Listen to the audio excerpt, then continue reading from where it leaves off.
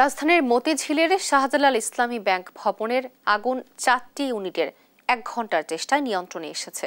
ভবনের 3তলা রান্নাঘর থেকে আগুনের সূত্রপাত হতে পারে বলে ধারণা করছে ফায়ার সার্ভিস। এই ঘটনায় কোনো হতাহতের ঘটনা ঘটেনি। আনুমানিক সন্ধ্যা 6টার কিছু পরে ভবনটিতে অগ্নিকাণ্ডের খবর পেয়ে ঘটনাস্থলে যায় সিদ্দিক বাজার ফায়ার স্টেশনের 4টি ইউনিট।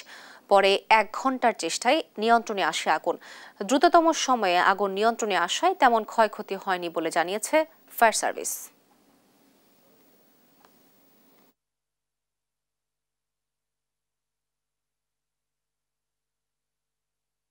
সবই হচ্ছে কমার্শিয়াল অফিস ছিল সব, কিন্তু তারপরেও এখানে একটা রুম ছিল। এই ভবন আমরা শুনতে পাচ্ছি যে ভবন মালিক ওখানে থাকতেন, একটা বাসাবাড়ির মতো। ওইখানে যে রান্নাঘর সার্চ করে দেখলাম যে রান্নাঘরের মধ্যে আমরা গিয়ে দেখলাম যে চুলা এবং উপরে একটা ছোট্ট স্টোরের মতো ছিল। এইসব জায়গাগুলোর মধ্যে আগুন আছে আর কি। বাইরে থেকে ইন্টেরিয়র যে ডেকোরেশন, যার কারণে স্মোক বেরোনোর কোনো জায়গা ছিল না। মানে আমরা যেদিক দিয়ে ঢুকবো সেদিক দিয়েই ধোঁয়া বেরোচ্ছে।